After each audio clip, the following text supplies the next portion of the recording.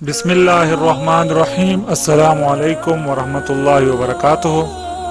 Subscribe کرنا نہ بھولیں، بیل آئیکن کا بٹن لازمی دبائیں۔ اپنے اور اپنے پیاروں کا خیال رکھیں، احتیاطی تدابیر اختیار کریں، ہاتھ دھوئیں اور محفوظ رہنے کے لیے گھروں پر رہیں۔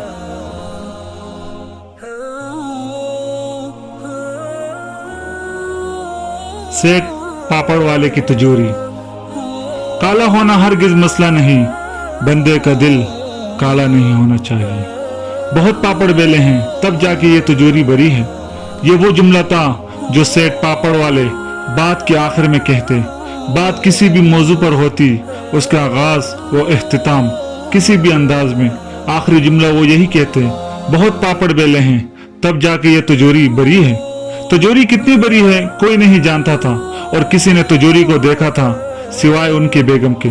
محلے کی عورتیں کبھی کبھار تجوری کی سنگن لینے کی کوشش بھی کرتی، یا سیٹھ جی کی تجوری کے بارے میں پوچھتی تو ان کی دور اندیش بڑی رازداری سے جواب دیتی، ارے کیا بتاؤں تجوری میں کیسے کیسے پیش قیمت لال و جواہر بھرے ہیں، آخر بھرے کیوں نہ ہو، ہماری منی اکلوتی اولاد، سب کچھ اسی کا ہی تو ہے۔ پھر وہ کہتے، اے بہن کسی کو بتانا نہیں، تم اس سے اپنے دل کا راز کہہ دیا ہے، تمہیں اپنا سمجھ کر سیٹھ جی کو پتہ چلا تو بہت ناراض ہوں گے۔ سیٹھ جی کی گھر کے قریب ہی پاپڑ کی دکان تھی، وہ کئی برسوں سے پاپڑ کا کاروبار کرتے تھے۔ ان کا کہنا تھا کہ پاپڑ بنانے کے تمام نسخے بھی جدی پشتی ہیں۔ اللہ نے سیٹھ جی کو بڑی منت مرادوں کے بعد بیٹی سے نوازا تھا، جو دیکھنے والوں کو کسی طرح بھی سیٹھ جی کی بیٹی نہیں لگتی تھی، اس لیے کہ سیٹھ اور اس کی بیگم سرخ و سفید رنگت کے تھے، جبکہ بچی کی رنگت کالی تھی اور قد بھی چھوٹا تھا۔ صحت ہونے کی وجہ سے دیکھنے والے اسے پیٹھ پیچھے فٹ بال کہتے تھے۔ تب سیٹھ جی بڑے دکھی ہوتے، لیکن جلد ہی خود کو سنبھال لیتے اور شکر ادا کرتے کہ وہ صاحب اولاد تو ہے۔ منی کو چاند کا ٹکڑا قرار دیتے، اس کو تعلیم و تربیت، علم و ہنر میں یکتا بنانے کی منصوبہ بندی کرتے رہتے۔ وقت تیزی سے سرکتا چلا گیا اور منی دیکھتے ہی دیکھتے بڑی ہو گئی۔ منی نہایت ہی فرما بردار لڑکی تھی، ماں باپ جو کہتے وہی کرتی۔ گھر میں تو اسے کبھی احساس نہ ہوا، مگر جب وہ گھر سے باہر لڑکیوں کو دیکھتی تو اسے شدت سے احساس ہوتا کہ اس کا رنگ کتنا سیاہ اور قد کتنا چھوٹا ہے۔ اس کی بعض سہیلیاں تو اسے رنگت گورا کرنے اور قد لمبا کرنے کی ترکیبیں بھی بتاتی۔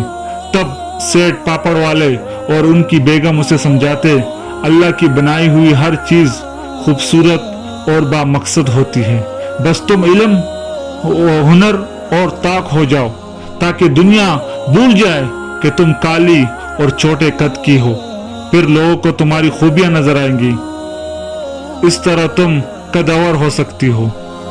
کبھی جب منی گھر سے باہر گئی ہوتی تو سیٹھ پاپڑ والا اپنی بیگم سے اس بات کا ذکر کرتے کہ منی کو اپنے سیاہ رنگت اور چھوٹے قد کا احساس اتنا زیادہ کیوں؟ بیگم کہتی ہے، کاش تم پاپڑ کی نت نئی ترکیبیں سوچنے کے بجائے کوئی گورا کرنے والی کریم ہی بنا لیتے، تو آج ہماری منی گوری ہو چکی ہوتی اور ہمارے دروازے پر رشتوں کی قطار لگی ہوتی۔ سیٹھ جی کہتے، ارے نیک بخت، یہ گوری کالی رنگت کی فکر میں نہ گل، شکر کر کے اللہ نے منی کی شکل میں ہمیں اولاد سے نوازا ہے، بس تو دیکھتی جا میں کیسی ترکیبیں نکالتا ہوں۔ اپنی منی کا رشتہ شہر کے سب سے اچھے گھرانے میں ہوگا، بس تو اس کی اچھی تربیت کرتی جا، دور دور تک ہماری منی کی سیرت و کردار کا شہرہ ہونا چاہیے۔ منی خوب دل لگا کر پڑھتی، اسے گرداری کا بھی شوق تھا، سلائی کڑھائی بھی خوب کرتی۔ اس نے اپنے ماں سے تمام ہنر جو انہیں آتے تھے سیکھ لیے۔ ماں نے اسے جدید دور کے ہنر سکھانے کا بھی مشورہ دیا تاکہ وہ کسی معاملے میں اوروں کی محتاج نہ رہے۔ چھوٹی عمر میں ہی اس نے بہت کچھ سیکھ لیا۔ جب منی نے انٹر کا امتحان امتیازی نمبروں سے پاس کر لیا تو سیٹھ جی پھولے نہیں سما رہے تھے۔ وہ اپنی دکان پر آنے والے بچوں بڑوں میں مٹھائی تقسیم کرتے، لو بھائی منہ میٹھا کرو، اپنی منی 12ویں پاس ہو گئی ہے۔ خوش ہونے والوں میں کچھ خوش تھے، باقی طرح طرح کے مشورے دے کر چلے جاتے۔ زیادہ تر کا اصرار تھا کہ اب جلد از جلد لڑکی کے ہاتھ پیلے کر دو बाद में कोई नहीं पूछेगा वैसे भी कौन सी खूबसूरत है। इस तरह की बातें सुनकर सेठ पापड़ वाले कदरे फिक्र मंद भी हुए। शाम को जब वो घर लौटे तो मुन्नी ने बताया कि उसने इम्तियाजी नंबरों से इंटर पास किया है, लिहाजा मेडिकल कॉलेज में उसका दाखिला आसानी से हो जाएगा। सेठ जी का मुंह हैरत से खुला रह गया। उन्होंने तो सोचा भी ना था कि मुन्नी इतना आगे जा सकती है। फिर भी हौसला शिकने करने वालों और मजाक उड़ाने वालों की दुनिया में कमी ना थी। लोग कुछ न कुछ कह जाते हैं। तब सेठ जी की आंखें चमक उठी। वो कहते, मैंने तो अपनी मुन्नी के लिए तिजोरी भर रखी है, क्या कमी है इसमें। एक दिन ऐसा आएगा कि शहर भर में एस जैसा नामवर कोई ना होगा।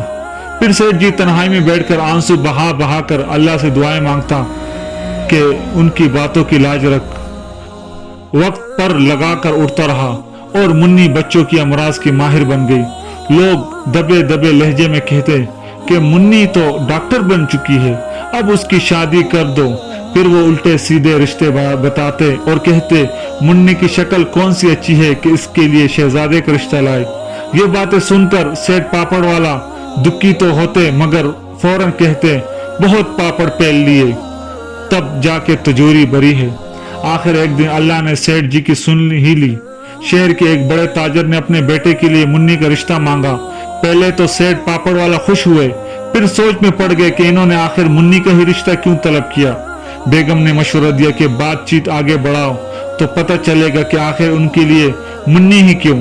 बहर कैफ ये जल्द ही मालूम हो गया कि इस ताजर को सेठ पापड़ वाले की तिजोरी में दिलचस्पी है जो किसी ने नहीं देखी, और बकौल उनकी बेगम के तिजोरी कीमती हीरे मोती से भरी पड़ी है।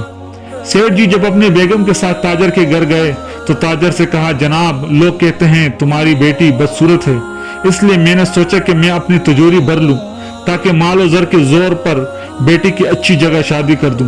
लेकिन अल्लाह ने मुझ पर ऐसा करम किया कि मुन्नी इल्म व हुनर में यकता हो गई और अब एक मशहूर डॉक्टर है। लिहाजा इल्म की दौलत के आगे रुपए पैसे की अहमियत नहीं। अब मेरी मुन्नी खुद लाल और जवाहिर की तरह चमक रही है और मैंने सुना है कि आपको मेरी तिजोरी से ज्यादा दिलचस्पी है। इसके साथ आप मेरी मुन्नी को अपने खूबसूरत बेटे के कद में लेने के लिए तैयार है। मैं आपसे अर्ज करने आया हूं कि आपका और मेरा कोई जोड़ नहीं, फिर भी मेरे ख्याल में आपने मेरे घर रिश्ता बेचकर मेरी इज्जत अफजाई की है, लिहाजा आपकी खिदमत में मुन्नी के बगैर अपनी तिजोरी पेश करने को तैयार हूँ। ताजर और उसकी बीवी सेठ पापड़ वाले की गुफ्तगू सुनकर एक दूसरे का मुंह तकने लगे। उनकी समझ में नहीं आ रहा था कि वो सेठ पापड़ वाले को क्या जवाब दें। सेठ जी खुद ही उठते हुए बोले, मैं कल ही आपको तिजोरी बेच दूंगा, मगर अफसोस के मुन्नी का रिश्ता नहीं दे सकता।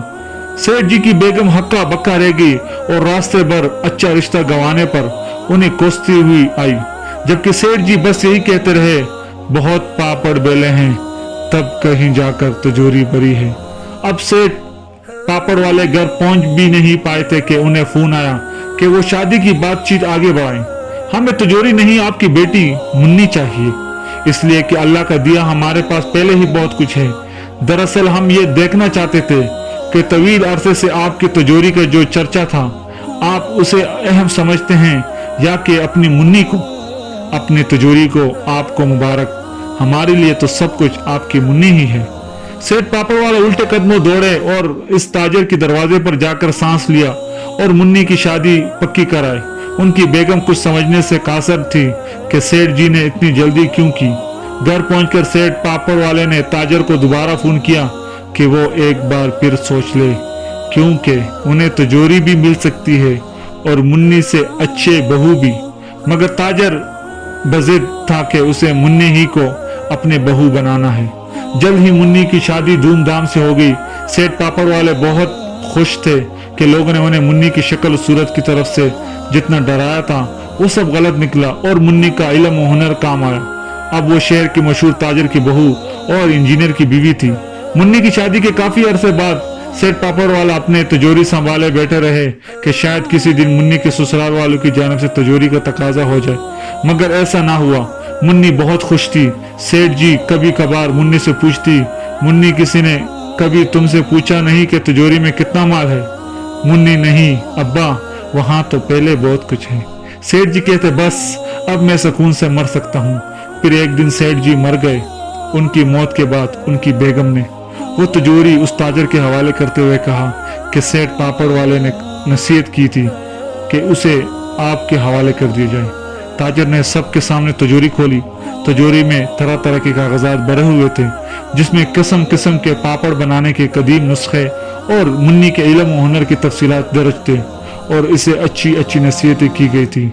माल और ज़र के नाम पर एक धीला तक न था।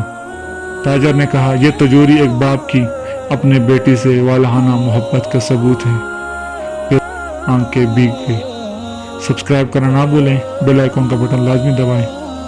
अल्लाह ने के बाद।